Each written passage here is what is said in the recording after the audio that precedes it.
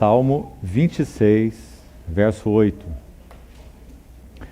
Eu amo, Senhor, a habitação da tua casa e o lugar onde tua glória assiste. Salmo 36,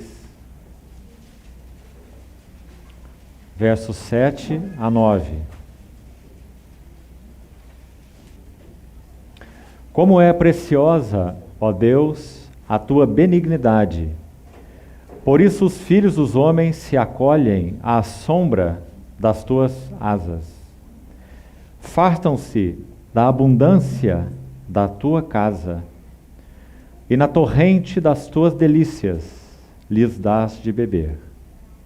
Pois em ti está o manancial da vida, na tua luz vemos a luz. Que esses versos iniciais sirvam, queridos irmãos, de inspiração para os nossos corações, para esse final de semana que teremos juntos. Todas as vezes que nos reunimos como casa de Deus, em qualquer lugar, qualquer ambiente que for, como um ambiente tão pitoresco quanto este, a nossa grande expectativa é que o que lemos se cumpra entre nós. Esse verso do Salmo 26 que lemos inicialmente, verso 8, Salmo 26, 8 diz: Eu amo, Senhor, a habitação de tua casa. E como nós sabemos, a poesia hebraica não faz rima sonora, faz rima de ideias. Por isso é bem mais rica do que a nossa poesia em português. Então, se olharmos a primeira frase desse verso e a segunda frase, veja que combinação preciosa nós temos aí. Eu amo, Senhor, a habitação de tua casa. Observa essa frase. A habitação de tua casa. E a próxima frase, parte B do verso diz: e o lugar. Então esse lugar corresponde à habitação da primeira parte, onde a tua glória assiste. Então qual é o lugar da casa de Deus? É o lugar onde a glória de Deus assiste. A mesma coisa nós vemos no Salmo 36 que nós lemos.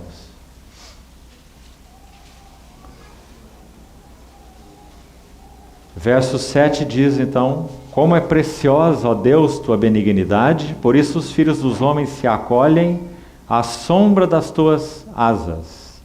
E o verso 8 diz: fartam-se da abundância da tua casa. Mais uma menção à casa de Deus. E o verso B, explicando a parte B, explicando essa parte A, diz: e nas torrentes das tuas delícias lhes dás de beber. Há uma versão alternativa aqui dessa expressão torrente das tuas delícias, que diz assim: no rio dos teus prazeres lhes dás de beber. Quanta bênção, graça nós temos de sermos aqueles que são chamados para beber dos rios dos seus prazeres, ou das torrentes das suas delícias. Então ele complementa: pois em ti está o manancial da vida, e na tua luz vemos a luz. Que essa seja então nossa oração para esses dias juntos. Vamos, queridos irmãos, ao texto que nós colocamos como fundamento para os 6 períodos que teremos de compartilhar da palavra nesses dias, que é o texto de Jeremias, capítulo 6, verso 16. Assim diz o Senhor: ponde-vos à margem no caminho e vede. Perguntai pelas veredas antigas qual é o bom caminho. Andai por ele e achareis descanso para as vossas almas. Mas eles dizem: não andaremos. Há 2 versos que nós vamos já desde o início unir a esse, para introduzirmos nosso encargo para esses dias. O primeiro deles, no Salmo 25, verso 4. Observe essa mesma ênfase nessas veredas. Salmo 25, 4. Faze-me, Senhor, conhecer os teus caminhos e ensina-me as tuas veredas. O que lemos ali, em Jeremias 6, é: ponde-vos à margem do caminho e vede, e perguntai pelas veredas antigas qual é o bom caminho. E aqui a oração de Davi: faze-me conhecer teus caminhos e ensina-me tuas veredas. E finalmente um texto apenas para essa introdução, Provérbios capítulo 3, verso 17. Os seus caminhos são caminhos deliciosos, e todas as suas veredas, paz. Seus caminhos são caminhos deliciosos, e todas as suas veredas, paz. Que verso encorajador esse para todos nós. Amados irmãos, quando nosso Senhor usou o profeta Jeremias, ele profetizou a nação de Israel por 40 anos. O resultado da profecia, da exortação de Jeremias, foi zero. Nenhuma alma se voltou para o Senhor em arrependimento. 40 anos de profecia, e Jeremias só tinha a lamentar. Nós sabemos que ele é chamado, podemos dizer popularmente, de o profeta chorão, por causa de suas lamentações. O que ele tinha a dizer era resultado de ver a apostasia do povo de Deus com relação ao seu Deus da aliança. Então ele lamenta naquele livro, tremendo, 5 capítulos de uma profundidade incrível, onde ele destaca os elementos da sua lamentação um a um. E alguns deles são terríveis quando lemos. E o motivo de toda essa lamentação era uma só: a glória de Deus havia abandonado a casa de Deus. E é interessante que na Bíblia os irmãos tiveram, há não muito tempo, estudando um pouco a respeito dos livros chamados da restauração, alguns deles, né? Esdras, Neemias. E a casa de Deus, essa simbologia, essa tipologia da casa de Deus, sempre tem a ver com a glória de Deus.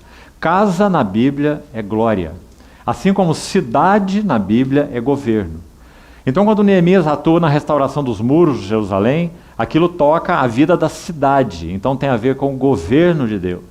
Mas quando Esdras atua na restauração do templo, isso é a casa de Deus e tem a ver com a glória de Deus. Ou seja, nunca experimentaremos, na verdade, o sentido de governo de Deus entre nós, de autoridade de Deus entre nós, nossas vidas pessoais, esse santificai a Cristo como Senhor nos vossos corações, como Pedro diz, governo de Deus, a não ser que esse assunto da glória de Deus ou da casa de Deus seja restaurado entre nós. Por isso, quão importante é nós nos determos nesses fundamentos da casa de Deus, fundamentos da nossa confissão. Então, esse texto de Jeremias faz uma exortação específica dentro desse quadro da perda da glória. Então vamos manter isso no nosso coração. A glória de Deus havia abandonado o povo de Deus. E Jeremias lamentava, Jeremias chorava mesmo, Jeremias sofria.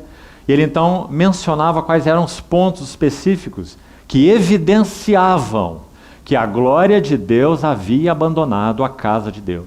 E casa sem glória não tem sentido algum. É como o tabernáculo sem arca. Você se lembra daquele fato narrado nos livros históricos? Quando a arca de Deus é tomada, então aquele Icabode, foi-se a glória de Israel. Então um templo, um tabernáculo sem arca. Isso, espiritualmente falando, era a realidade nos tempos de Jeremias. Agora, em que sentido, então, esse verso 16 vai nos ajudar nesse encargo que temos para esses 6 períodos que teremos? Nós iremos buscar destacar quais são os aspectos em que precisamos de retornos para que uma vida cristã normal e equilibrada possa ser vivida. Em outras palavras, podemos colocar assim: nós precisamos compreender qual é o caminho do Senhor para que a glória do Senhor assista na sua casa. Então, nós não vamos adiantar o que virá pela frente, mas apenas mencionar alguma coisa rapidamente aqui para os irmãos terem um esboço em suas mentes. Hoje, daqui a pouco, nós iremos já mencionar o primeiro grande retorno, ou a primeira grande necessidade, para que a glória de Deus retorne à casa de Deus. E essa primeira necessidade, ou esse primeiro retorno, como foi colocado aqui, entre os retornos essenciais para essa vida cristã normal, é um retorno de todos nós, um retorno da Igreja de Deus à centralidade de Cristo. E se o Senhor permitir, iremos daqui a pouco entrar nesse tema maior, nosso encargo central para essa noite. E vamos pedir ao Senhor que nos ajude a não ter essa frase centralidade de Cristo apenas como um chavão a mais no nosso vocabulário cristão. Mas podemos compreender o que significa a centralidade de Cristo restaurada na vida das suas assembleias. Então, após esse tema de hoje, da centralidade de Cristo, veremos outros retornos essenciais. Por exemplo, um retorno à compreensão da vida, natureza e serviço da igreja. Deixaremos isso para o final, como um último tópico. Começaremos com Cristo, como deve ser a ordem bíblica, e concluiremos com a igreja, e nunca o contrário.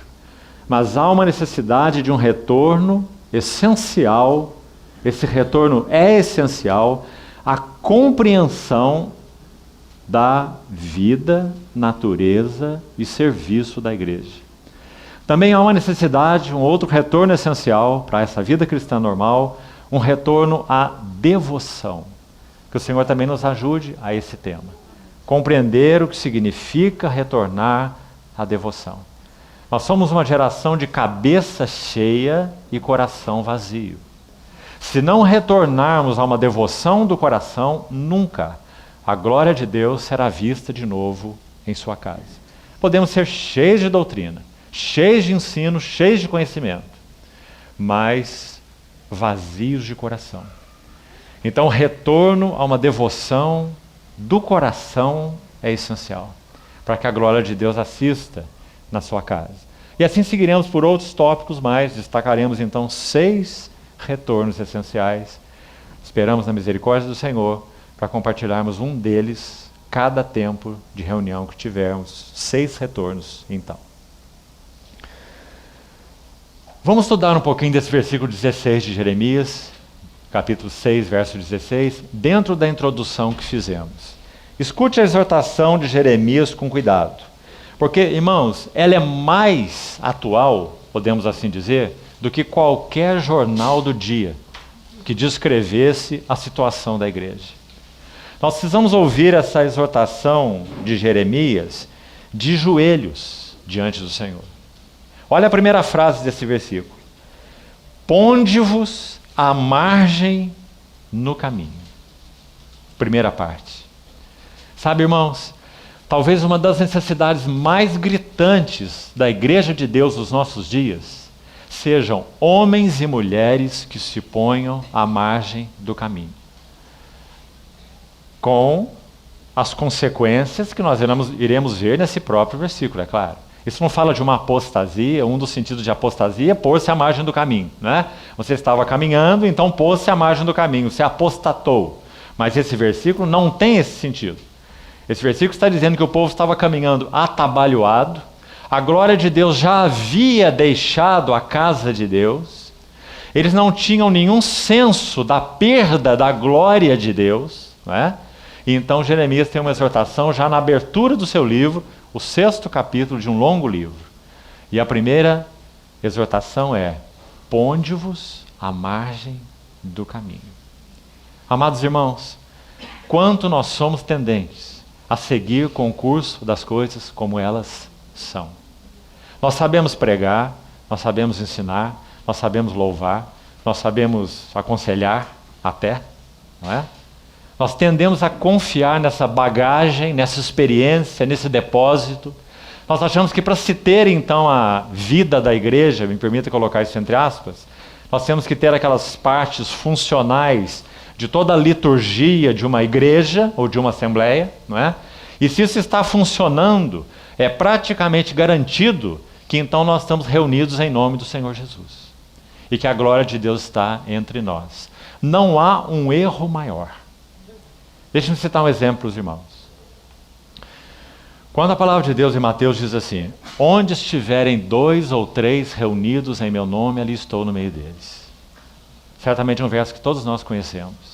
Mas será que já pensamos adequadamente sobre eles? Vamos fazer uma primeira pergunta ligada a esse versículo. E vamos entender por que a exortação ponde-vos à margem do caminho. Será que a presença de Deus no reunir da igreja é automático? Será que é? Onde estiverem 2 ou 3 reunidos no meu nome, ali estou no meio deles. O que será que isso significa? Será que isso é automático?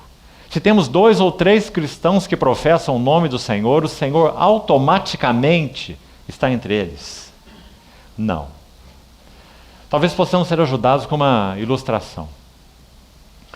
Se qualquer pessoa aqui, cidadão de Arvorezinha, chega a uma casa de comércio dessa cidade, em nome de outro, para comprar, adquirir alguma coisa. Você chega a uma casa de material de construção para comprar 50 sacos de cimento. Então você diz assim: eu estou aqui em nome de fulano de tal, para adquirir 50 sacos de cimento.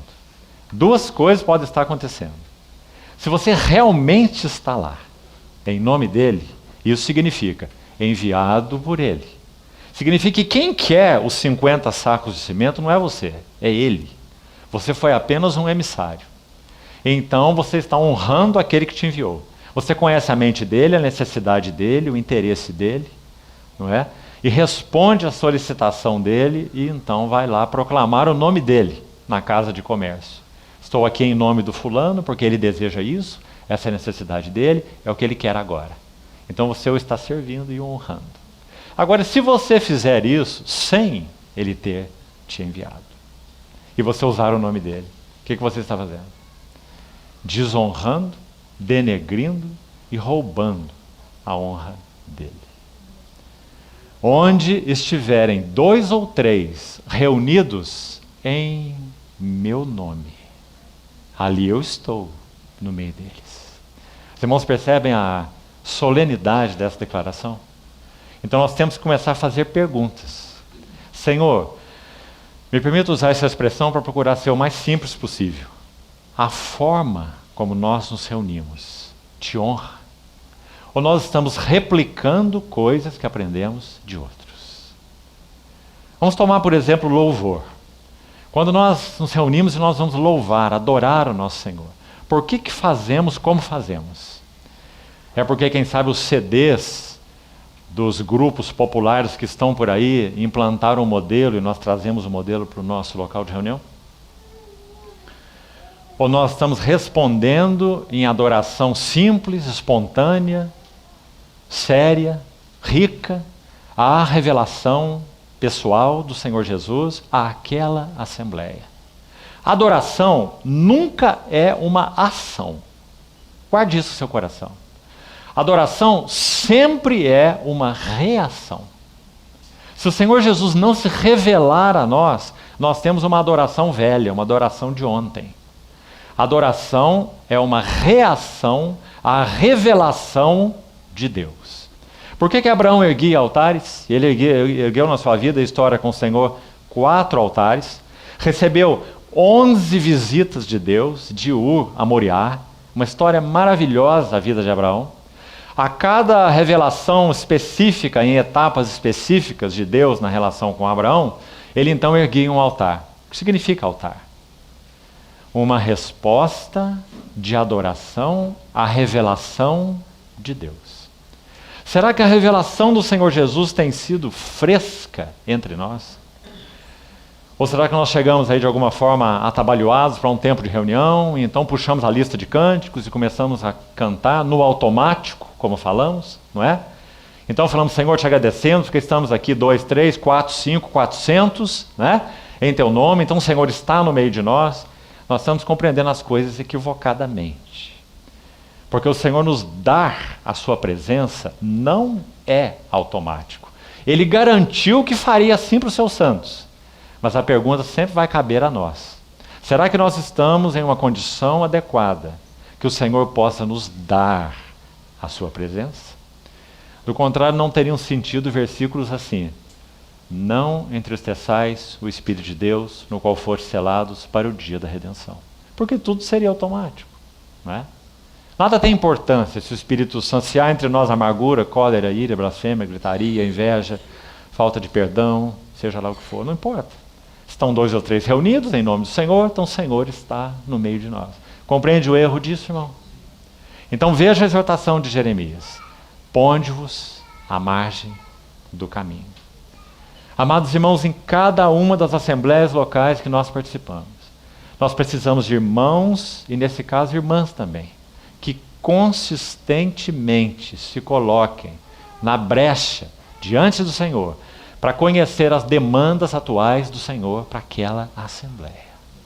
Onde temos, quem sabe, entristecido o Espírito Santo. Onde temos feito coisas automaticamente, liturgicamente, rotineiramente. Irmãos, nós chegamos a conhecer assembleias em que irmãos que são companheiros, se é que podemos dizer isso, numa mesma equipe de serviço da palavra, eles não se falam. Não se falam. Não se dão. Mas os dois servem no mesmo púlpito. Será que podemos ter a glória de Deus nesse ambiente? Será que o Senhor dará a sua presença a essa congregação? E aqui não estou me referindo a uma vida pessoal ou outra. Nossas vidas pessoais e devocionais com o Senhor, elas devem responder aquilo que o Senhor nos tem dado pessoalmente. E cada um de nós é responsável por não entristecer o Espírito pessoalmente. Mas e quanto às nossas congregações? Esse é um escopo diferente. Nós não poderemos ter a presença corporativa do Senhor entre nós, se nós não estivermos em condições de sermos Betânia para o Senhor. O que o Senhor tinha em Betânia? O que Ele busca em suas assembleias? Em Betânia Ele tinha, pela ordem, ouvidos que o ouviam, mãos que o serviam e um coração que o amava. É isso que o Senhor busca em cada uma das suas assembleias. Então, ponde-vos à margem no caminho. Me lembro de nosso querido irmão Lance Lambert, hoje já está com o Senhor, ter dito certa vez assim sobre a sua experiência com irmãos em Londres. Veja o que ele disse. Chegou um determinado momento entre nós que nós tivemos que parar tudo o que nós estávamos fazendo como congregação. Menos uma coisa. Sabe o que eles não pararam? Reunir para partir o pão. Deixaram as reuniões de casas, deixaram as reuniões de Ministério da Palavra, deixaram tudo. E mantiveram a reunião do partir do pão. Por quê? Porque aquela reunião tinha um foco exclusivo, como ela tem, na glória da pessoa e obra do Senhor. Reunir para adorar o Senhor, para comer na sua mesa. Todas as outras reuniões pararam. Sabe por que pararam? Porque eles compreenderam que eles não estavam honrando o Senhor. Eles queriam compreender a mente do Senhor para tudo o que eles estavam fazendo. E eles oravam assim: Senhor, passa a vida dessa assembleia aqui em Londres, entre nós, pelo fogo. Que não sobre nada que realmente não provém de Ti. Ponde-vos à margem do caminho. Mas será que temos essa coragem? Talvez a maioria de nós não é? Porque, mas como vamos fazer uma coisa dessa? Nós temos que nos reunir, é dia de reunião. Ponde-vos à margem no caminho e vede. Próxima frase. Perguntai pelas veredas antigas. É aqui que nós vamos nos deter nesses 6 tempos juntos. Vamos ousadamente diante do Senhor mencionar então, durante esses dias, quais seriam pelo menos 6 retornos essenciais, ou 6 veredas antigas, que precisamos cada um de nós, pessoalmente, como Assembleia, considerar se tem sido uma realidade para as nossas vidas, particularmente como Assembleia do Senhor, mas é claro que tudo isso tem, obviamente, uma aplicação pessoal e individual, é claro, né? Então, a segunda parte da exortação é: perguntai pelas veredas antigas. Lembre-se do que nós lemos em Provérbios. Todas as tuas veredas são paz. Qual é o bom caminho? Mas também não basta perguntar pelas veredas antigas. Não basta nós termos aqui 6 tempos de estudo e de meditação diante do Senhor sobre essas veredas antigas, algumas das mais importantes e fundamentais. Nós precisamos andar por elas. Andai por ele, pelo bom caminho.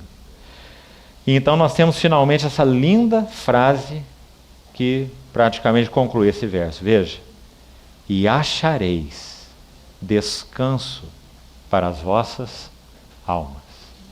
Não há como ler uma frase dessa sem lembrar de uma outra exatamente igual a essa, não é? Você lembra onde está? Mateus capítulo 11. Tomai sobre vós meu jugo, aprendei de mim, que sou manso e humilde de coração, e achareis descanso para as vossas almas. Coloque essas duas expressões juntas, o que você vai ter? Qual é a diferença entre elas? Além de uma estar no Novo Testamento e outra no Velho. A grande diferença é, Mateus 11 tem um escopo pessoal. Vinde a mim, todos vós que estáis cansados. Fala de uma experiência pessoal, de tomar um jugo pessoal. Ninguém toma o jugo de Cristo pelo outro, não é? Nesse jugo há lugar para apenas mais uma cabeça. É como aquela canga, como se chama assim em algumas regiões do Brasil, né? Onde você coloca os bois para serem treinados e posteriormente para puxar o carro, né? Então aquele boi mais velho de um lado, treinando o boi mais novo de um outro. O nosso Senhor é o boi adestrado, mais velho, o servo dos servos. Então ele faz esse convite: coloque a tua cabeça no meu jugo. Eu vou te treinar. Você vai aprender de mim. Você se assusta com o primeiro passarinho que assenta ao seu lado. Não é assim o boi novo? Assustado, não é? Sem razão. Ele quer fazer um serviço que não é aquele para ser feito. Ele é atrapalhado, ele é jovem, não é? Então o boi mais velho, quando está adestrando o boi mais jovem, se ele pudesse falar, ele ia olhar para o mais novo no final do dia, depois que a canga é tirada, né? Ele ia dizer: meu filho, fiquei livre de você, pelo menos para dormir, não é? Porque o dia inteiro aquele boi mais novo está tentando ir onde não pode, outra hora ele não quer ir onde precisa, não é? E o boi mais velho está levando trancos e solavancos no seu pescoço, treinado, não é? Então, assim é o jugo de Cristo. Então, aquele chamado de Mateus 11 é pessoal. Tomai e achareis o descanso para as vossas almas. Agora, no contexto de Jeremias, esse chamado, ou esse aspecto, esse espectro é coletivo. O povo havia perdido a glória de Deus. Agora não era questão de um indivíduo ou outro indivíduo. A glória de Deus deixou o seu povo. Era como se para eles nada tivesse acontecido. Então ele diz: ponde-vos à margem e vede, e perguntai pelas veredas antigas qual é o bom caminho, andai por ele e finalmente achareis descanso para as vossas almas. E aí ele encerra mostrando exatamente o que já dissemos, qual era o coração do povo. Mas eles dizem: não andaremos. Então, amados irmãos, vamos para o nosso encargo central dessa primeira noite, esse retorno à centralidade de Cristo. Irmãos, não há nenhum outro retorno tão essencial quanto esse. Nós sabemos que de muitas formas essa centralidade de Cristo tem sido perdida na vida das suas assembleias. A terminologia pode continuar, muitos ainda usam. Se fala em centralidade de Cristo para cá e para lá. Mas o que significa a centralidade de Cristo? Em primeiro lugar, irmãos, Cristo, o glorioso Cristo de Deus, ele é absolutamente central nos propósitos eternos de Deus. Quando o Pai planejou todas as coisas, muito antes da redenção, Ele planejou-as para o seu Filho. Quando Ele criou todas as coisas, Ele criou para, no e por meio do seu Filho. Quando Ele redimiu criaturas que Ele originalmente havia criado para o seu propósito, da mesma forma, Ele redimiu no e para o seu Filho. Podemos dizer assim em uma frase: Cristo é o centro de todas as ações, de todas as afeições e de todos os interesses de Deus. Isso não é apenas mais uma frase, amados irmãos. É uma verdade maravilhosa. Pense sobre ela. Cristo é o centro, me permitam repetir, de todas as ações, de todas as afeições e de todos os interesses de Deus. Este é meu Filho amado e nele eu tenho todo meu prazer. Queridos irmãos, pelo menos 3 epístolas no Novo Testamento. Nós vamos passar por elas rapidamente para abordar um pouco da centralidade de Cristo. Elas são extensas, maravilhosas, em mostrar um pouco dessa glória bendita. E porque Cristo é o centro das ações, afeições e interesses de Deus. Então vamos traçar um quadro rápido aqui de 3 delas. A primeira delas é a Epístola aos Colossenses. Você tem estudado essa epístola com cuidado? O irmão Campbell Morgan dizia assim: se você quer ser usado pelo Senhor em algum livro da Bíblia, você primeiro precisa então compreender qual é um cargo que o Senhor tem colocado no seu coração com relação a um livro. Então, digamos, Colossenses. Então você vai ler Colossenses 50 vezes, sem ler nenhum comentário acessório, só a sua Bíblia. E você vai ler Colossenses 50 vezes. Depois de terminar, você coloca uma folha em branco ao seu lado, uma folha sulfite em branco. E aí você vai começar, depois de ler 50 vezes, você vai começar a fazer algumas anotações. As palavras que te chamaram a atenção, aquelas ideias que se ligam com outras ideias, palavras-chave, expressões que se repetem. Então você vai começar a compreender a carta. E depois estudar alguns comentários sobre aquela carta. Refletindo, meditando, orando aos pés do Senhor. Depois de você fazer isso por um bom tempo, quem sabe alguns anos, então o Senhor vai começar a usar você naquela epístola aos Colossenses que você se dedicou a estudar. Então, amados irmãos, essa epístola aos Colossenses, juntamente com Efésios, Romanos e Hebreus, são como 4 patas, digamos assim, de uma mesa. Se nós queremos compreender bem qual é a mente de Deus no Evangelho, nós precisamos compreender esses 4 livros. E veja, dos 3, Romanos, Efésios, Colossenses e Hebreus. Vamos excluir Romanos aqui, me permitam, nesse tema. Particularmente, Colossenses, Efésios e Hebreus são os maiores livros do Novo Testamento para nos revelar as glórias da pessoa e obra do Senhor Jesus. É claro que outros livros o fazem, porque de Gênesis e Apocalipse nós só temos um tema: as glórias da pessoa e da obra do nosso Senhor Jesus. Na tipologia, na história, na poesia, na profecia, no Evangelho, nos Atos, nas Epístolas, no Apocalipse. Não é? Mas esses 3 livros em particular, Efésios, Colossenses e Hebreus, eles são os 3 livros do Novo Testamento que mais lançam luz nas glórias da pessoa e obra do nosso Senhor Jesus. E eles estão, os 3, não é? Entre essas 4 patas da mesa, como nós falamos. Nós queremos uma vida sólida, uma vida fundamentada como indivíduos e como assembleias. Nós deveríamos mergulhar nesses 4 livros. Você se lembra o que o Espírito Santo fez, por exemplo, com essa espada chamada Romanos, não lembra? Nós poderíamos citar aqui uma lista de servos do Senhor, a maioria você conhece, cujas vidas tiveram um ponto de virada por causa da Epístola aos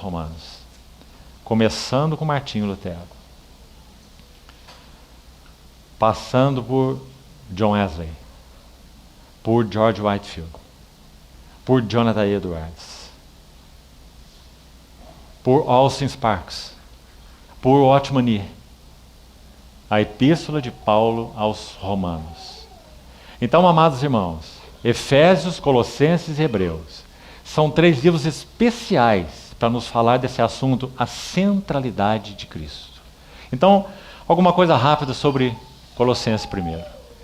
Se você já leu aquele trecho de Colossenses que começa com a expressão, Colossenses 1,13, ele é a imagem do Deus invisível. 1,15, o primogênito de toda criação, pois nele foram criadas todas as coisas, etc. Você devia memorizar isso. Então ele vai até o versículo 23, na verdade de 13 a 23, mostrando aquelas glórias imensas de Cristo. Se você ler aquele capítulo, se quiser abrir sua Bíblia, gostaria de chamar a atenção sua para 2 expressões que estão aqui, sobre a centralidade de Cristo, maravilhosas.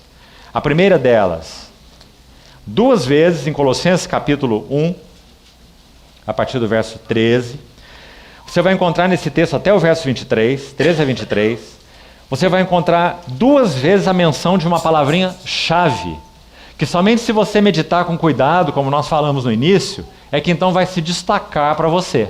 Então observe que talvez aí você nunca tenha percebido, vá perceber agora. 2 vezes nesse texto aparece a palavra primogênito. Você já localizou aí? Já teve sua atenção chamada para isso? Olha a primeira vez, no verso 15. Ele é a imagem do Deus invisível e o primogênito de toda a criação. E agora vá ao verso 18. Ele é a cabeça do corpo, da igreja. Ele é o princípio e o primogênito. Mas agora, de quê? De entre os mortos. Sabe o que acontece nessa pequenina, mas maravilhosa e profunda seção de Colossenses? Sobre a centralidade de Cristo? Observe aqui. Como se Paulo fizesse assim. Ele coloca em 2 cabeças de coluna 2 títulos de Cristo. Primeiro, na coluna da esquerda, digamos assim, ele coloca aqui, primogênito de toda a criação. Na outra coluna, ele coloca, primogênito de entre os mortos. Aí sabe o que ele faz, se você lê esse texto com cuidado? Todas essas expressões, volte ao verso 16. Nele foram criadas todas as coisas, depois no final do verso, por meio dele, e depois, para ele, e em seguida, verso 17, ele é antes de todas as coisas, e ainda, nele tudo subsiste. Todas essas expressões estão debaixo do primeiro título. Ele é o primogênito de toda a criação. Para que você não se engane com essa palavra primogênito, o Salmo 89, verso 27, Salmo 89, 27, vai nos ajudar a entender em que sentido primogênito é usado aqui. Não é como primeiro nascido, porque o verbo eterno de Deus, o Filho, o Logos, ele não nasceu, ele não foi criado, ele é eterno com Deus. O Logos estava com Deus e o Logos é Deus. Então, em que sentido ele é primogênito? Se ele não foi gerado no sentido de criado? Salmo 89, se referindo a Davi, diz assim, eu o farei o meu primogênito. E como nós falamos, a poesia hebraica faz, não é? A parte B explicando a parte A, o mais elevado dos reis da terra. Então talvez o sentido principal da palavra primogênito não é o primeiro nascido, o primeiro criado, o primeiro gerado, mas é o mais elevado. Como você tem aí, Salmo 89, 27. Então quem é o nosso Senhor Jesus? Ele é o mais elevado. Por que ele é o mais elevado? Quem sabe, porque como Ário dizia lá no século IV, né? Ele foi o primeiro ser criado por Deus. Deus, ao criar, criou seu Filho. Seu Filho é o mais glorioso de tudo que foi criado. E a partir dele, ele criou todas as coisas. Isso disse esse presbítero de Alexandria, chamado Ário, de onde veio o arianismo, que permanece entre nós até hoje no ensino dos testemunhos de Jeová. Não é? Uma heresia. Nosso Senhor Jesus, o Logos, o Filho, ele não é criado, nem nascido. Ele é gerado de Deus e em Deus. Deus não tem princípio, Deus não tem fim, Deus não tem, está fora do tempo, não é? O Pai gera o seu Filho em si e de si. João 5 diz assim como o Pai tem vida em si mesmo, também Ele concedeu ao Filho ter vida em si mesmo. Só Deus tem vida em si mesmo, irmão. Qualquer ser criado não tem vida em si mesmo, tem vida derivada de. Compreende? Não existe nenhum ser autônomo, no sentido estrito da palavra, que não seja o próprio Deus. Nem o diabo é autônomo. Nenhum anjo é autônomo, nenhum querubim, nenhum serafim. Todos têm vida derivada daquele que é a vida, né? Então, primogênito de toda a criação. Assim como o Pai tem vida em si mesmo, também concedeu ao Filho ter vida em si mesmo. Então é por causa disso que nele foram criadas. Ele não foi criado. Nele foram criadas todas as coisas. Nele, por meio dele, para ele, e nele tudo subsiste. Depois, Paulo como que vai para uma segunda coluna. Primogênito de entre os mortos. Veja esse título maravilhoso do nosso Senhor. Veja como nós precisamos recuperar esse tema da centralidade de Cristo entre nós. Não como um chavão, mas como alvo de contemplação, de admiração, de reverência, de adoração. Primogênito de entre os mortos. O que isso significa? Significa que o Logos em si mesmo, o Filho, nunca teve natureza humana. Ele criou a natureza humana, mas ele não a possuía. Ele nunca participou disso, ele não tinha experiência humana. Mas um dia o Verbo se faz carne e habita entre nós, cheio de graça e de verdade. Ou seja, algo é acrescentado a ele que antes não havia. Nada é tirado dele. Algo foi acrescentado a ele, natureza humana, para ser conhecido, palpado, cheio de graça, de verdade, né? Com essa natureza humana, ele vive uma vida humana, não de super-homem, mas de homem, frágil, vulnerável, tentado, em todas as coisas, a nossa semelhança. Finalmente, então, termina sua vida aprovado, morre, é ressuscitado pelo Pai, não por si mesmo. Ele não se ressuscita. Ele é ressuscitado dos mortos pela glória do Pai. Pelo mesmo Pai, ele é colocado como homem, como Filho eterno de Deus. Isso ele sempre foi. Mas agora é tudo diferente. Como homem ressurreto, ele é colocado no lugar mais elevado do universo. Então Paulo vai dizer que ele recebe, veja, recebe, herda, nas palavras de Hebreus agora, ele herda um nome. O autor de Hebreus diz que é superior ao nome dos anjos, mas diz que ele herdou, veja. E herdou por causa do quê? Por causa dos seus méritos. Por causa da vida humana que ele viveu e como ele viveu. Então ele herdou um nome mais excelente do que os dos anjos, né? E então ele é colocado nessa posição como o primogênito, de novo, de entre os mortos. Amados irmãos, será que temos contemplado o nosso Senhor dessa maneira? Deixa eu sugerir algo para você. Você está nominalmente. Graças a Deus, hoje em português, há boa literatura para nos ajudar, quando estudamos a palavra, a contemplar um pouco das belezas da divindade da humanidade do Senhor. Antigamente não havia. Quando nós éramos jovens, só a literatura em inglês, pouco acessível. Mas agora, graças ao Senhor, temos. Vou citar para os irmãos 3 livros, para te ajudar. Prepare-se, viu? Você vai chorar um pouco. Isso é muito bom. Aos pés do Senhor, contemplando as glórias da humanidade do nosso Senhor Jesus. Centralidade de Cristo. O primeiro deles, o incomparável Cristo. Esse é um clássico de Oswald Sanders, que está disponível aí para ser adquirido. O incomparável Cristo, de Oswald Sanders. O segundo livro, talvez seja mais conhecido entre os irmãos, é do nosso irmão Stephen Kong, se chama A Vida do Senhor Jesus. Mas há um terceiro livro que talvez nenhum dos irmãos aqui conheça, provavelmente. É editado pela editora Fiel e se chama Cristo Jesus, Homem. Não deixe de adquirir esse livro. O subtítulo dele é Reflexões sobre a Humanidade de Cristo. Maravilhoso. Então, irmãos, quando nós recuperamos essa contemplação das glórias do nosso Senhor Jesus, então o Espírito Santo está realmente nos conduzindo à centralidade de Cristo. Será que os irmãos estão percebendo qual é o reflexo disso, se isso ocorrer na nossa vida como Assembleia? Deixe-me de novo ousadamente dizer aos irmãos, você nunca mais vai louvar o Senhor da mesma maneira. Você nunca mais vai partir o pão da mesma maneira. Você nunca mais vai orar da mesma maneira. Porque tudo isso será uma reação à glória que nós estamos vendo com os olhos do nosso espírito e do nosso coração. Contemplar a beleza do nosso Senhor Jesus não é uma ocupação acessória. É a ocupação central que temos hoje em nossa vida cristã e será a nossa ocupação por toda a eternidade. Irmão, se há uma coisa que nós não teremos na eternidade, é uma coisa que nós temos muito aqui nessa terra, naturalmente falando: monotonia. Lá nós não teremos.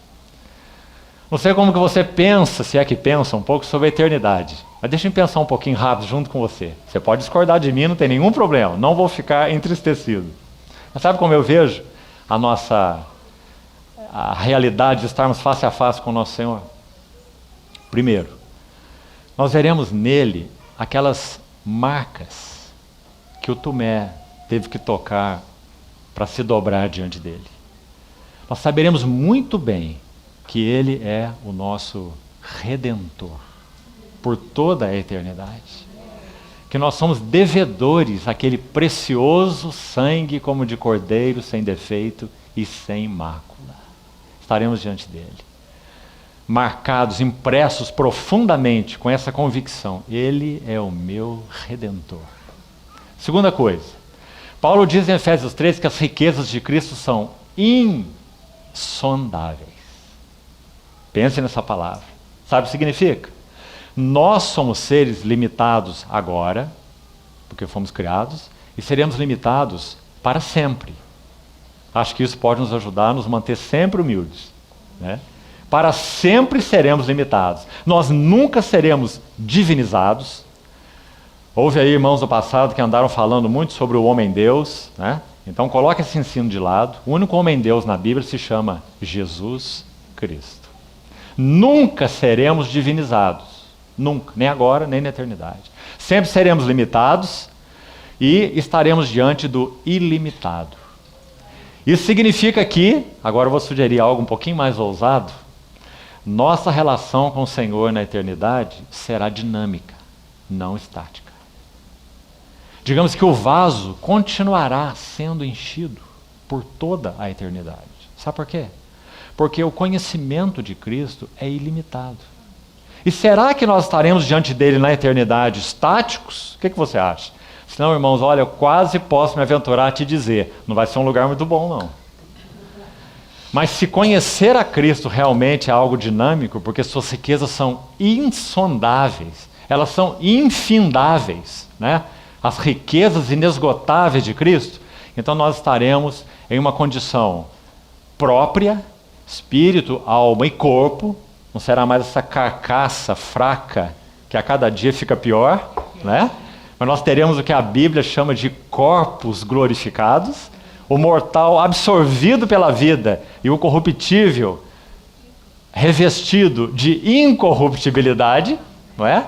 E nós estaremos diante daquele que é o nosso infindável Cristo.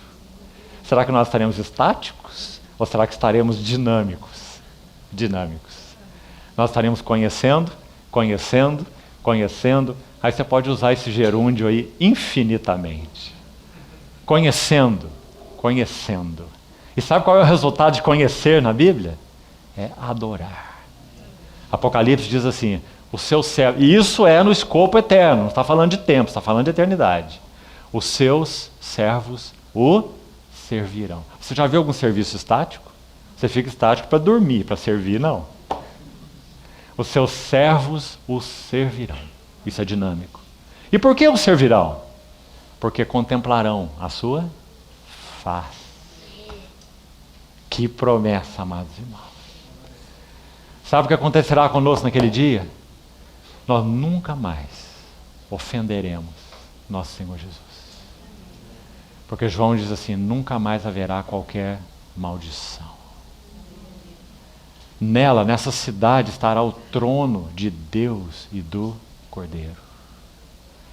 Essa cidade será tal que não precisa de sol nem de lua para lhe darem claridade, porque a glória de Deus a iluminou. E onde nós veremos essa glória e a conheceremos? No Cordeiro, que é a sua lâmpada. Nós não conhecemos a glória, não conheceríamos a glória da eletricidade, nem nos deleitaríamos nela, sem esse instrumento abençoado aí, lâmpada, não é? Para nos mostrar a glória da eletricidade. Então, na Nova Jerusalém, a glória de Deus a iluminou, mas ela tem um ponto focal, onde ela é conhecida, experimentada, onde nós nos deleitaremos na glória de Deus. É no Cordeiro, que é a sua lâmpada. Que maravilha, amados irmãos. Centralidade de Cristo. O Espírito Santo deseja nos treinar nesse assunto agora, porque esse é o assunto eterno. Esse é o tema, não é um tema acessório. Então nós precisamos sim nos colocar à margem do caminho e dizer: Senhor, me ajuda, me toma pela mão.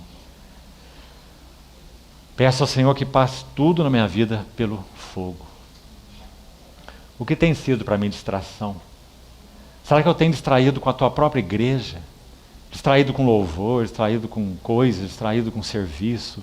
Irmãos amados, deixe-me citar alguns centros imperfeitos para também nos ajudar nisso aqui.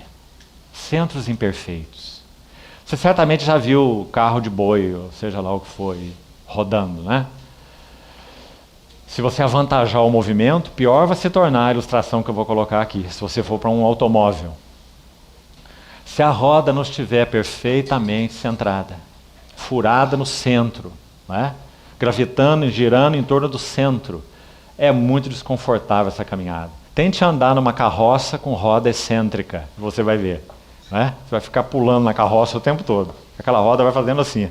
Não é? Quantas vezes a nossa jornada cristã é assim?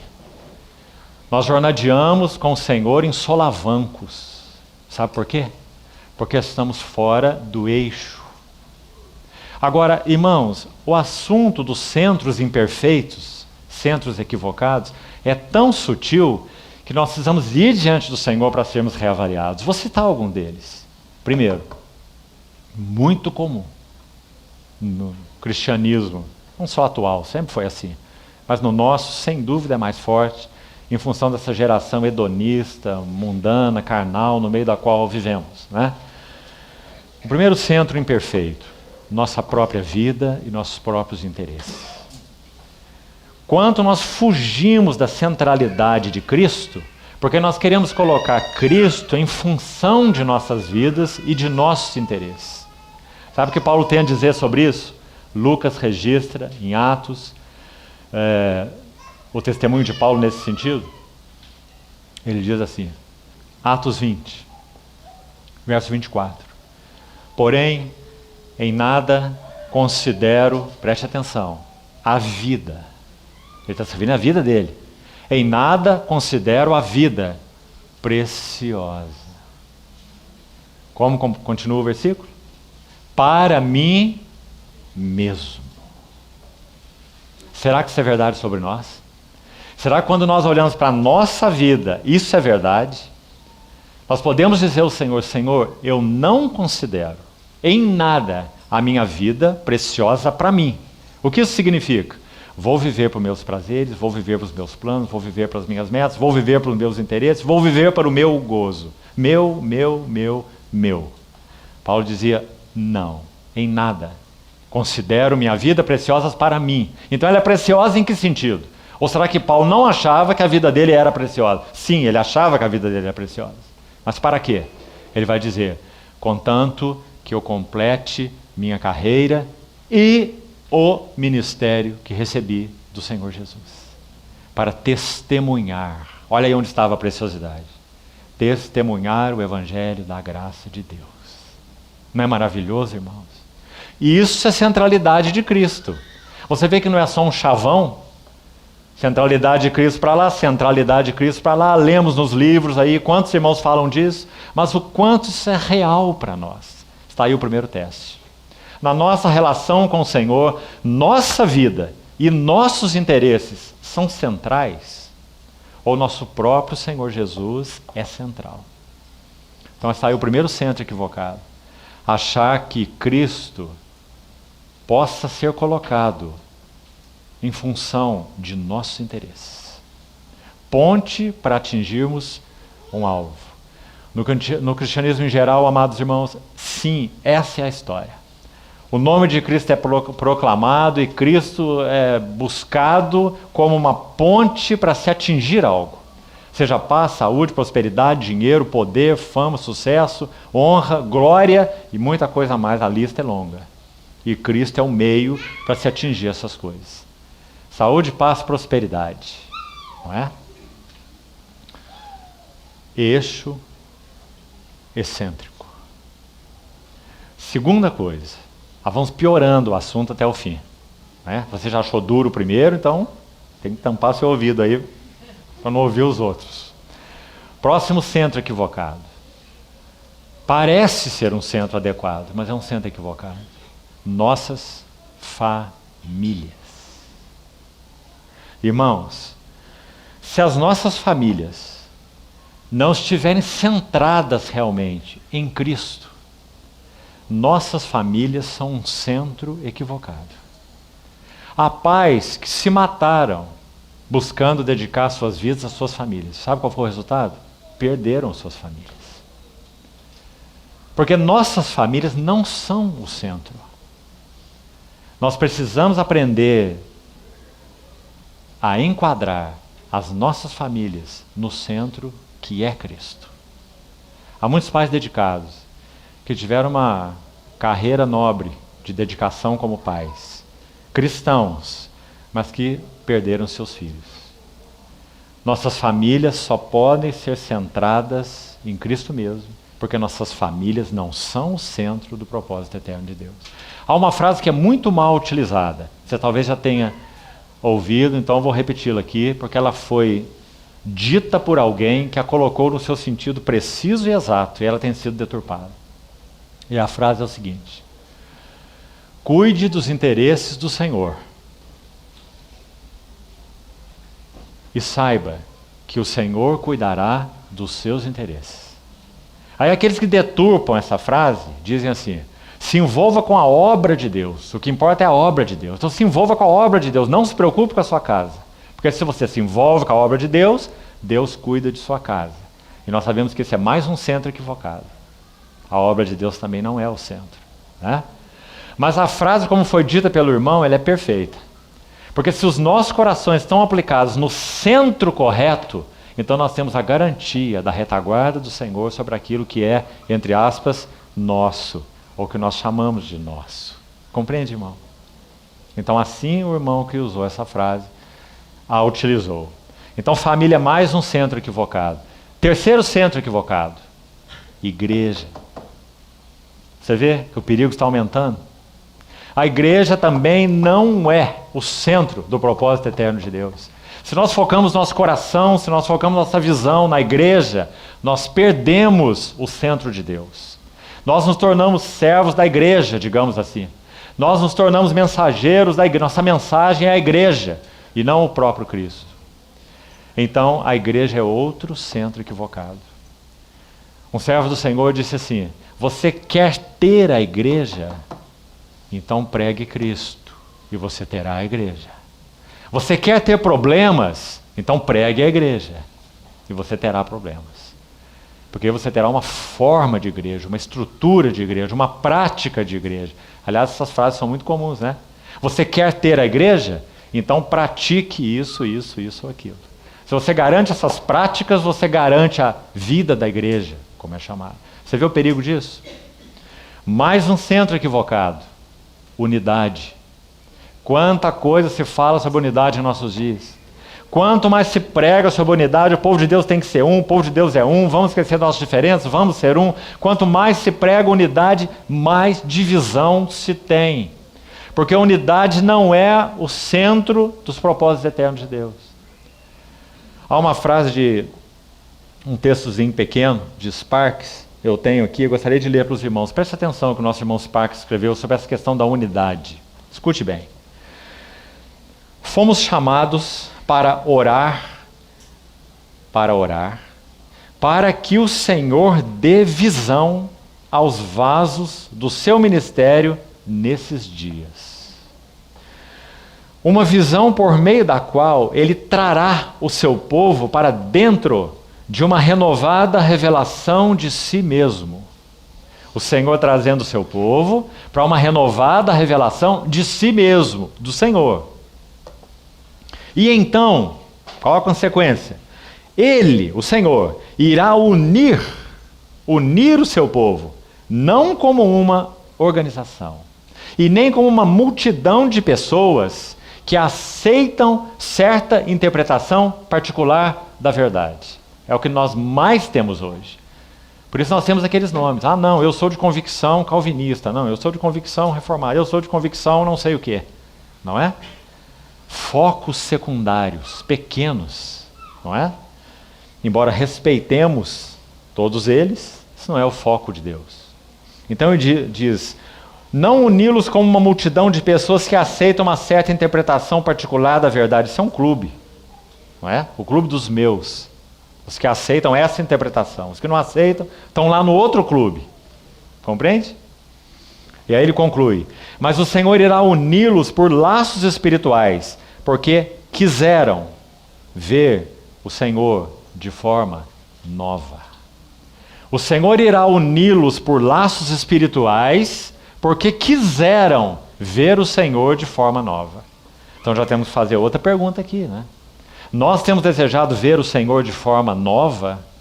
Se temos tido esse coração, não precisamos nos preocupar com unidade. Podemos esquecer a unidade.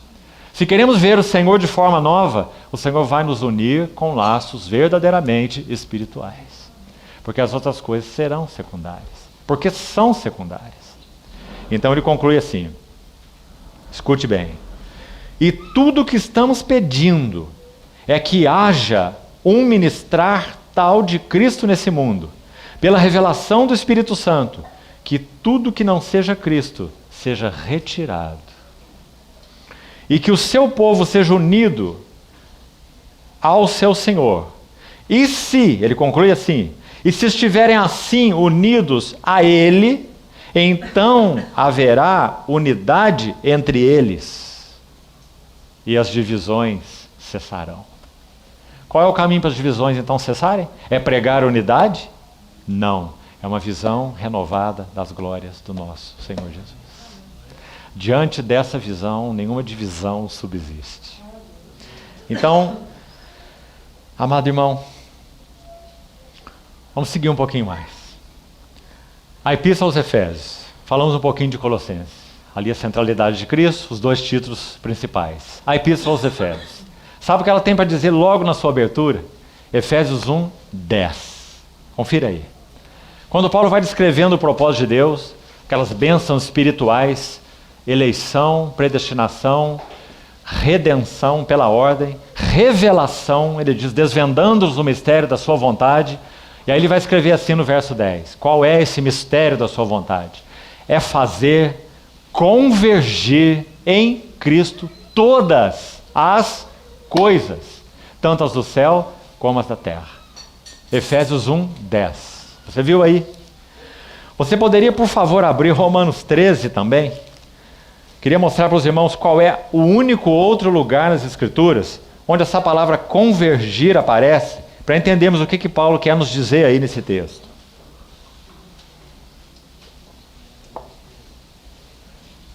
Romanos 13, 9. Pois isto, não adulterarás, não matarás, não furtarás, não cobiçarás, e se há qualquer outro mandamento, na versão que eu estou lendo diz assim, tudo nesta palavra se resume. Então essa expressão, se resume, é a mesma palavra na língua original que foi traduzida em Efésios 1:10 para fazer convergir. Duas palavras. No grego é uma só palavra. Agora, a ideia é que é muito bonita desse versículo. A ideia que esse versículo traz. Veja só qual é. É a ideia primeira que já está nesse texto de Romanos 13:9, a ideia de resumir. Está dizendo que, usando esse termo resumir de Romanos 13:9, não é? Que é então a mesma palavra no original, se você aplicar a Efésios 1:10, onde a palavra então aparece, a única outra vez, o que aquele versículo está dizendo? Está dizendo que na dispensação da plenitude dos tempos, Deus vai resumir em Cristo todas as coisas. Um dos sentidos dessa palavra na língua original é essa mesmo, é sumário, é fazer um sumário, fazer um resumo. Quando o pecado entrou no primeiro casal no Éden, ele provocou, amados irmãos, uma desconexão, não apenas vertical, ou seja, uma separação de Deus, uma desconexão com Deus. Escute isso com atenção. O pecado provocou uma desconexão horizontal, inclusive dentro do próprio indivíduo. Será que nós, antes de conhecermos o Senhor e quem sabe, algumas vezes mesmo depois, em algumas crises, quem sabe, você não teve vontade de fazer o seguinte, acordar de manhã, aquele coração tumultuado, aquele homem dividido, né? Aí você tem um desejo de descoxar sua cabeça do pescoço, dar uma girada assim, parafuso, descoxa a cabeça do pescoço, põe-la no cantinho da sala e sai para o seu dia. Porque ela te perturba demais. Muitos pensamentos discordantes, não é? Homem dividido. Quem de nós já não experimentou isso? Agora, o que provocou isso em nós? Se Deus é um, se Ele nos fez para Ele, não é? Pecado. Pecado provocou uma desconexão com Deus, uma desconexão conosco mesmos, pessoalmente, e uma desconexão uns com os outros. Sabe o que Efésios 1:10 diz? Na dispensação da plenitude dos tempos, Deus vai, agora mais um sentido dessa palavra na língua original, tornar a congregar. É claro, se vai tornar a congregar, é porque antes estava congregado, senão não tem o tornar. Quando que estava congregado? Quando Deus criou. O homem sem pecado, a sua imagem e semelhança, tinha comunhão com Ele. Quando o pecado entrou, então Ele descongregou, não é? Ele desconectou o homem de Deus, o homem de si mesmo e o homem dos outros homens e mulheres, né? Na dispensação da plenitude dos tempos, Deus vai tornar a congregar. Olha o sentido disso, irmão. Tornar a congregar em Cristo o quê? Todas as coisas. Reunir nele de novo. Fazer um sumário, fazer um resumo. E agora, de novo, você pode discordar comigo o quanto quiser. Não me causa nenhum problema. Mas eu vou ser ousado também com você. Quando Colossenses 1 diz assim, que o Senhor, pelo sangue da sua cruz, Ele reconciliou consigo mesmo, o que diz lá? Todas as coisas. Que coisas são essas? Tanto as do céu, como as da terra. Todas as coisas. Sabe o que isso parece significar, irmão? Quando Deus cumprir em Cristo, o que está escrito em Efésios 1:10, tornar a congregar, a resumir, a reunir em Cristo todas as coisas, não haverá mais nenhuma esfera de rebelião contra Deus. De alguma maneira, essa esfera de rebelião que hoje existe, Satanás e os seus anjos, não mais existirá, de alguma forma. Porque o Senhor vai tornar a trazer acho que a palavra aqui única, se aplicar, tem que ser essa, uma ordem cósmica. Não vai ser nem só uma questão do meu coração, do seu coração, do coração da igreja, você está compreendendo? Do coração da relação do homem com a criação, isso também está incluído. Mas vai ser uma questão cósmica. Irmão, não haverá um cantinho do universo criado que não tenha algo do resplendor de Cristo. Você já pensou nisso, irmão? Nada, nenhum recanto. Tornar a congregar nele todas as coisas, tantas do céu como as da terra. Agora, irmãos, pense em nós dentro desse propósito sublime. O que já começou? Onde essa congregação de todas as coisas em Cristo começou a acontecer? No coração da igreja. Por isso Paulo diz que a igreja é primícias para o Senhor. Dentro de nós, essa congregação de todas as coisas finais já iniciou. A igreja é primícia nesse processo. Graças sejam dadas ao Senhor. Ele começou com a igreja, mas ele vai atingir todo o cosmos. Por quê? Porque Cristo é o centro das ações, das afeições e dos interesses de Deus. Então, Paulo usa em Efésios essa palavra preciosa aí. E é mais à frente que ele vai incluir a igreja. Será um dos temas que iremos compartilhar aqui. A importância de um retorno à compreensão da natureza, vida e serviço da igreja. É essencial, né? Mas ele vai colocar isso depois. Pela igreja, a multiforme sabedoria de Deus se torne conhecida agora de principados e potestades nos lugares celestiais, segundo o eterno propósito que estabeleceu em Cristo Jesus, nosso Senhor. Isso é capítulo 3. Mas no capítulo 1 ele mostra em Cristo o que Deus estabeleceu. Então os irmãos veem, contemplar as glórias do nosso Senhor Jesus não é um anexo em nossas vidas cristãs. Quando Paulo escreve assim aos Coríntios, contemplando ainda que por espelho, e acho que você sabe o que ele quer dizer, não é?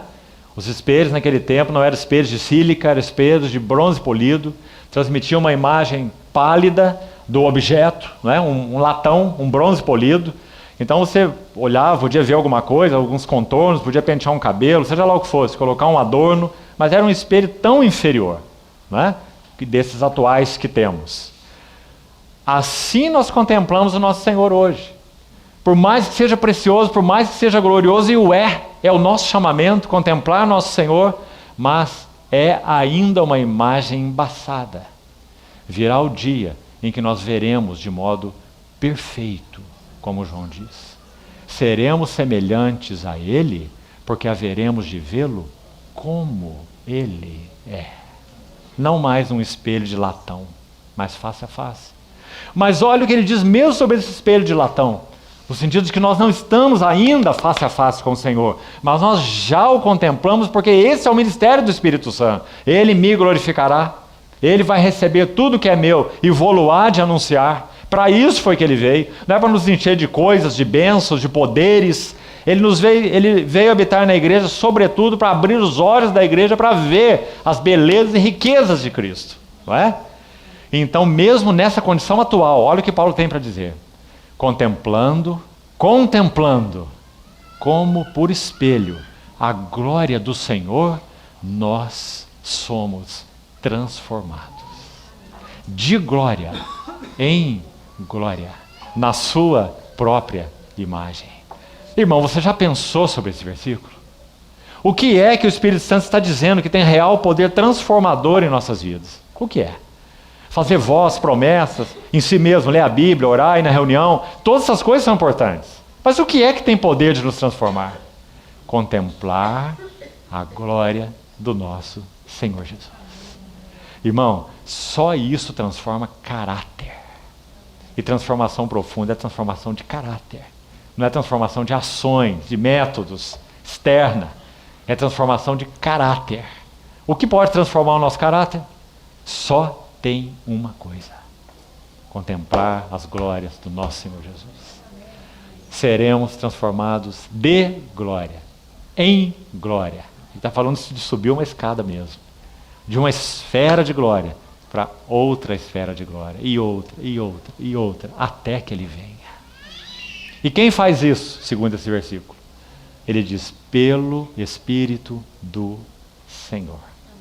Coríntios 3,18. Então, será que estamos entendendo o que é a centralidade de Cristo? Nesse caso aqui, é muito bom que eu não conheça os irmãos para os quais eu estou falando. Eu não sei nem mesmo os cantos que os irmãos cantam. Então tenho mais liberdade ainda. Então deixa eu te dizer uma coisa. Mais de uma vez, não muito tempo atrás, eu ouvi uma congregação cantando um canto que diz assim: nos galhos secos de uma árvore qualquer, Deus fez brotar uma flor para a nossa alegria. Parece um canto tão poético, tão bonitinho, não é? Mas você viu onde está o foco? Deus fez brotar uma flor no galho seco de uma árvore qualquer para a nossa alegria. Deus é para a nossa alegria, Cristo é para a nossa alegria, tudo é para a nossa alegria. Nós somos o centro do universo. Compreende? Então, irmãos, a centralidade de Cristo se reflete em cada aspecto da nossa relação com o Senhor, não é? Nos cânticos que nós cantamos. Hoje nós cantamos 2 cânticos preciosos no início da reunião, porque focam o nosso Senhor e adoram o nosso Senhor, não é? Então, quando estamos contemplando o nosso Senhor e suas glórias, a centralidade de Cristo vai se refletir nos cânticos. Há cânticos que cantam a igreja o tempo todo. A igreja é isso para mim, a igreja é mais aquilo, eu sou para a igreja, eu amo a igreja, eu quero a igreja, eu vou edificar a igreja. A igreja é o centro do cântico, não é? Sim. Porque falta visão da centralidade de Cristo. Então, irmãos, isso não é nada teórico ou teológico, é muito prático, porque domina nossas vidas. Então, que o Senhor encha nosso coração dessa percepção. Cristo é o único, nunca haverá outro, o único centro das ações, afeições e interesses de Deus. Nós somos a geração alimentada por psicologia. Isso é um problema muito grave. Então precisamos ouvir coisas assim. Deus, estritamente falando, Ele não tem prazer em nós. Escute essa frase, vai fazer bem para você. Deus não tem prazer em nós. Deus só tem prazer em uma pessoa. É no seu Filho. Mas sabe o que Ele fez maravilhosamente? Ele nos uniu ao seu Filho. Por isso que Paulo, ao escrever 13 epístolas, a frase que ele mais repete de uma forma ou de outra, sabe qual é? Em Cristo. Ele vai dizer que em Cristo nós estamos, em Cristo vivemos, não é? A Cristo pertencemos, em Cristo, em Cristo, em Cristo. Nele temos redenção, nele temos adoção, nele e nele. Não é? Nele fomos adotados. Quando Deus nos vê, Ele nos vê como? Ele me vê aqui lá em casa, minha história, minha necessidade. Deus nos vê em Cristo. Se Paulo estivesse aqui hoje, e nós pedíssemos para esse grande teólogo, vamos chamá-lo assim, para ele nos dar, em uma frase, uma definição do que é ser um cristão. Você já pensou? Ele podia começar Romanos, assim, no capítulo 1 e até o 16 para nós. Né? Mas eu acho que ele resumiria o que é ser cristão assim. Ser cristão é ser um homem ou uma mulher em Cristo. Isso é ser um cristão. Um cristão nunca está em Adão. Às vezes também vemos irmãos falando assim, eu fiz isso porque eu estava em Adão. Impossível. Se você está em Adão, você não é um cristão. Um cristão só pode estar em Cristo. Agora, estando em Cristo, isso então é posicional. Ele pode, aí sim, na experiência, andar na carne ou andar no espírito. Claro, porque a carne luta contra o espírito, e não é no mundo, é no cristão. Não é? Mas um cristão nunca está em Adão. Nós nascemos em Adão, nós estávamos lá. Mas Deus interveio em nossas vidas. E Ele nos podou de uma árvore, que tem um cabeça, digamos, um cabeça federal. Ele nos colocou em uma outra árvore, com um outro cabeça federal. O nosso Senhor Jesus Cristo. E nós agora somos ramos dessa árvore. E ninguém irá nos separar dele. Graças ao Senhor. Então, amados irmãos, contemplar a centralidade de Cristo, sim, transforma o nosso caráter. Muda tudo em nossas vidas. Muda pensamento, muda conduta, muda ação, muda maneira de relacionar, muda cântico, muda mensagem, muda tudo. Por último, agora concluindo mesmo, antes que algum eutico caia da janela. Livro de Hebreus, foi o último que nós citamos. Você sabe que para estudar esse livro nós precisamos de um mês de conferência aqui, mais ou menos, né? Mas aí está outro livro maravilhoso, o livro de Hebreus. Primeira coisa, para quem ele foi escrito? Acho que aqui vamos enquadrar, quem sabe alguns de nós. Ele foi escrito para cristãos veteranos. Você é um veterano? Quanto tempo você tem de vida cristã?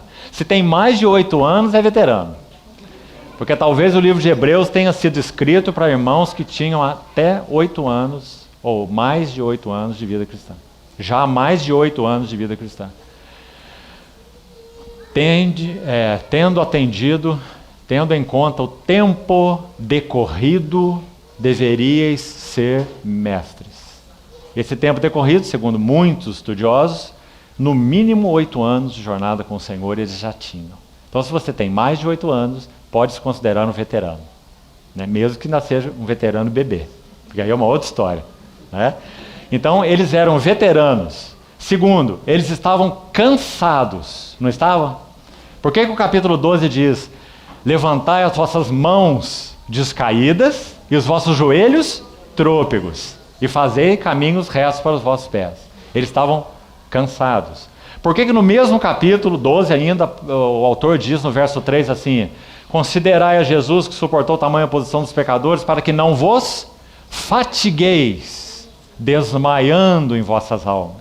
Então eles eram cristãos veteranos, eles eram cristãos cansados, eles eram cristãos que estavam tendendo a retrocesso na jornada com o Senhor.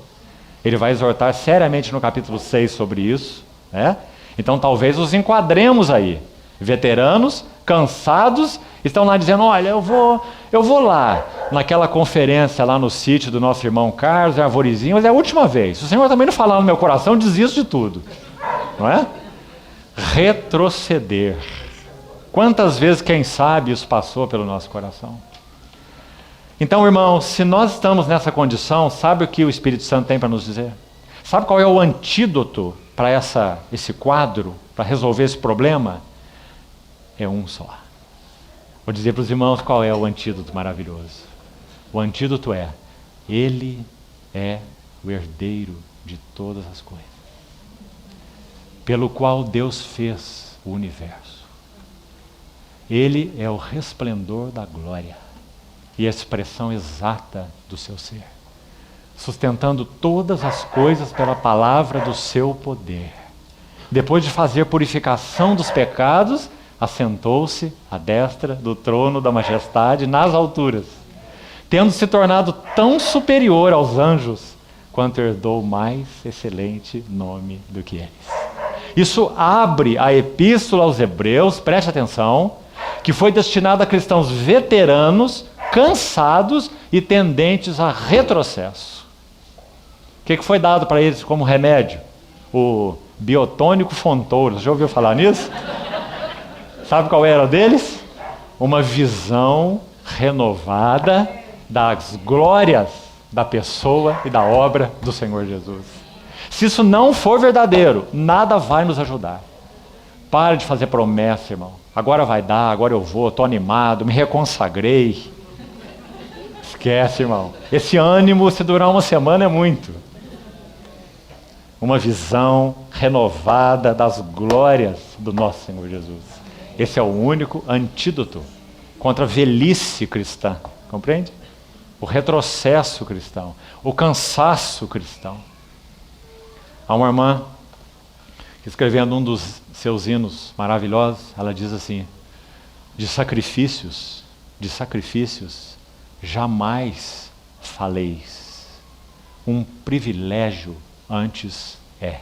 Ser dele, seja o preço que for, com os eleitos seus. O que fazia essa irmã ter esse vigor espiritual? De sacrifícios jamais faleis. Por mais que haja preço, injúrias, sofrimentos, incompreensão, às vezes dentro da família, às vezes dentro do laço conjugal mesmo, mas de sacrifícios jamais faleis. Um privilégio antes é. Deixa eu contar uma história verdadeira para você. Verdadeira. Uma irmã, uma serva do Senhor, estava tendo dificuldades com seu marido, porque ele estava se opondo muito ao fato dela congregar. E ela buscando sabedoria do Senhor para ver como fazer. Não desonrar o seu marido, não deixar o seu marido abandonado e dar prioridade às reuniões da igreja, e buscando entender tudo isso. Mas estava difícil a situação. E um dia ela foi sair de casa e o seu marido sacou um revólver e disse assim: aonde você vai? Sabe o que ela disse? Se você atirar, eu vou me encontrar com o Senhor. Se você não atirar, eu vou à reunião da igreja. Quanta sabedoria, você não acha? Discernimento espiritual. Quanto nós precisamos, amados irmãos, recuperar esse tema da centralidade de Cristo, porque com Ele nós teremos embutida a sensibilidade a Cristo. Quantas esposas será aqui que ousariam falar essa frase? Não é? Mas se a centralidade de Cristo for recuperada nos nossos afetos, nós teremos sensibilidade, nós teremos discernimento, nós teremos sabedoria. Ela orava por esse marido. Ela não queria abandoná-lo. Ela queria compreender qual era a medida do Senhor para essa situação. E quando ele chegou a esse extremo, essa foi a sua palavra. E você quer saber o resto da história? Ela foi à reunião e ele não a tirou.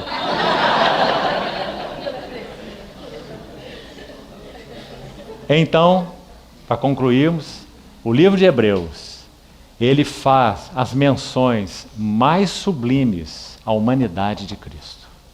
É claro que nós temos que ler os 4 evangelhos, eles são magníficos, né? As 4 faces do Salvador, os 4 evangelhos. Mas o livro de Hebreus, dentre todas as epístolas do Novo Testamento, é o livro que mais enfoca a humanidade do nosso Senhor Jesus. Então, quando nós citamos uma daquelas 3 obras para os irmãos, você lembra que a última que eu citei, o subtítulo dela é Reflexões sobre a Humanidade de Cristo. Ah, queridos irmãos, isso é recuperar a centralidade de Cristo. Porque nem basta nós termos a compreensão que nós falamos no início.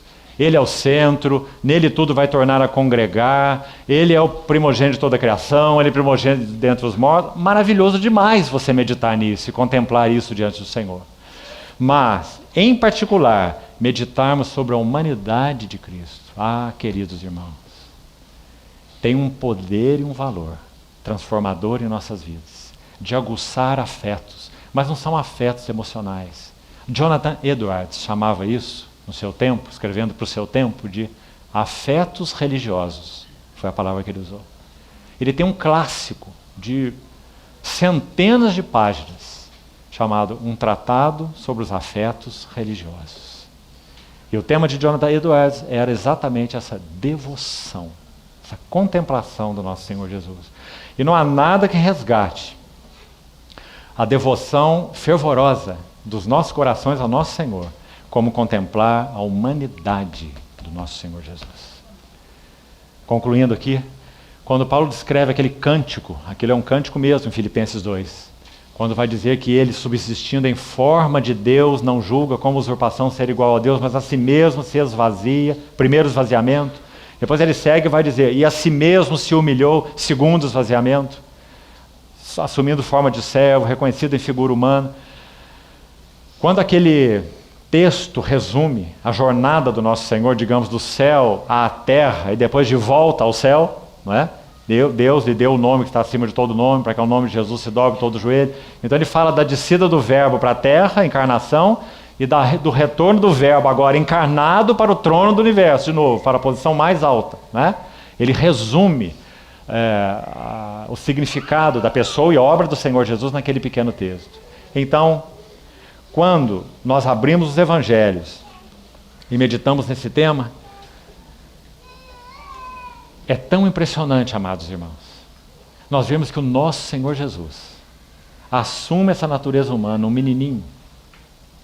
Lucas o descreve com palavras que, se o Espírito Santo as clareia para o nosso coração, ah, amados irmãos, quantos afetos doces, sinceros, se expõem aos pés do nosso amado Senhor Jesus. Quando Lucas 2 descreve seu nascimento, diz assim, que aqueles dias se cumpriram no recenseamento, no tempo de César, Tibério César, etc. Lucas vai descrevendo e diz assim, os dias de Maria se cumprem. Veja, os dias de Maria se cumprem. Por que não se cumpriram antes? Por que não se cumpriram depois? Maria fez aquela jornada para Belém, de Nazaré para Belém. Então aconteceu, Lucas é tão simples, pelo Espírito Santo ele diz assim, aconteceu, como se fosse algo fortuito, ocasional, compreende? Aconteceu de se lhe completarem os dias em que devia dar a luz. E ela estava chegando em Belém. Por que ela não deu luz em Nazaré? Porque ele teria que nascer em Belém, conforme a profecia. Então ela diz que ela chega em Belém e ela tem um menino, e ela então envolve o menino em faixas. A palavra ali para faixas é fraldas.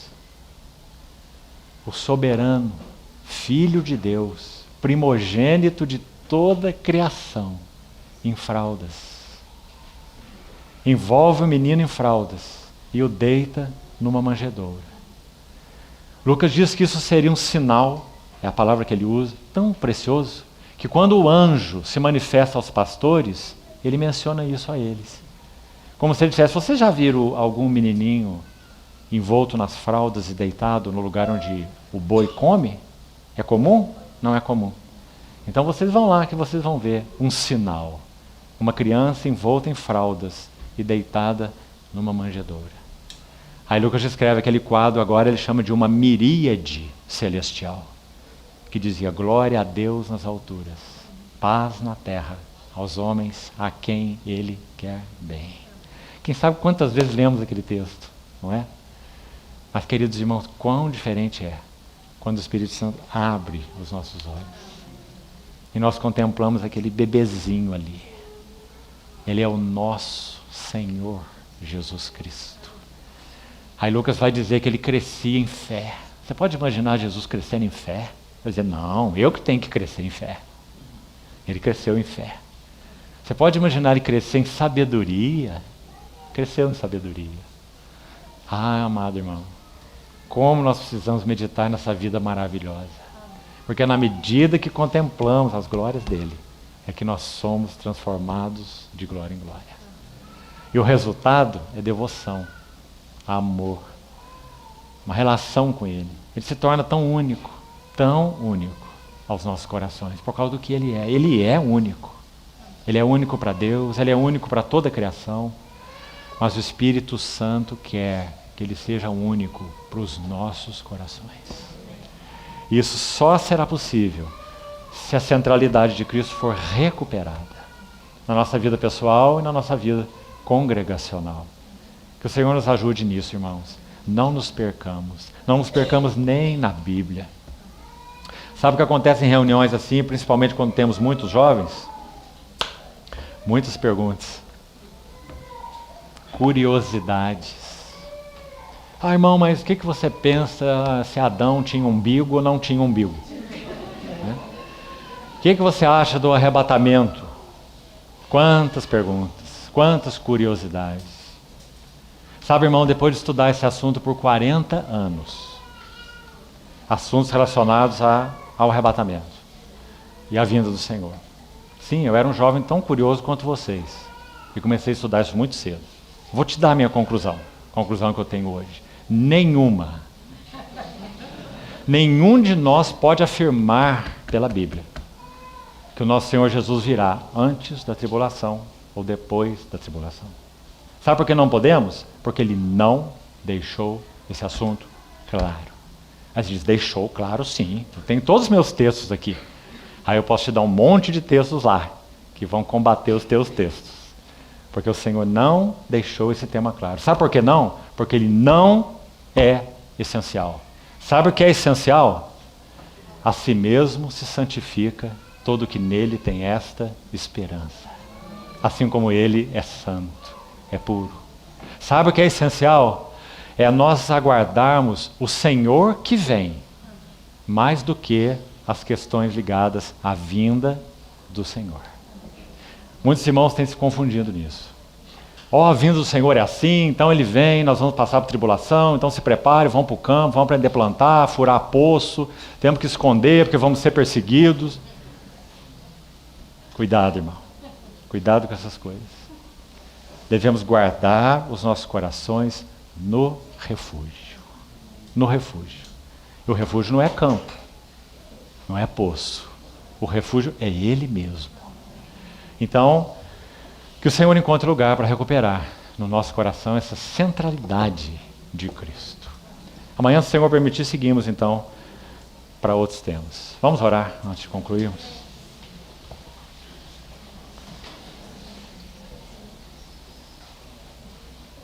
Querido Pai, somos tão agradecidos e honrados porque o Senhor nos deu o que para Ti é o mais precioso. Também te dizemos, Senhor, que para nós Teu Filho é precioso. E te pedimos, querido Pai, que o Senhor resuma todos os afetos e interesses do nosso coração ao Teu Filho, assim como os Teus são resumidos a Ele. Guarda-nos das distrações, Guarda-nos dos muitos alvos, focos e metas e interesses. Muito obrigado, Senhor, porque o Senhor é capaz de vir encontrar até mesmo os veteranos cansados e tendentes a retrocesso. Vem nos encontrar onde nós estamos, Senhor. Mas eleva-nos até onde o Senhor está. Assim nós te pedimos confiantes. Obrigado por tua misericórdia, Senhor, por tua fidelidade. Obrigado por esse teu amor invencível. Vem, Senhor, encontra espaço em nossos corações. Resgata em nós a tua centralidade, para que as outras coisas também sejam resgatadas. Ajuda-nos nesses retornos, Senhor. Queremos viver uma vida cristã normal e equilibrada, que te honra, que te glorifica. Queremos ser assembleias que sim, são realmente Betânias para ti, onde o Senhor encontra ambiente, prazer, satisfação, alegria e descanso. Assim te pedimos, Senhor, faça isso em nós. Não nos deixe ser uma obra inacabada. Avança, Senhor, para o louvor da glória da tua graça. Em nome do Senhor Jesus oramos. Amém.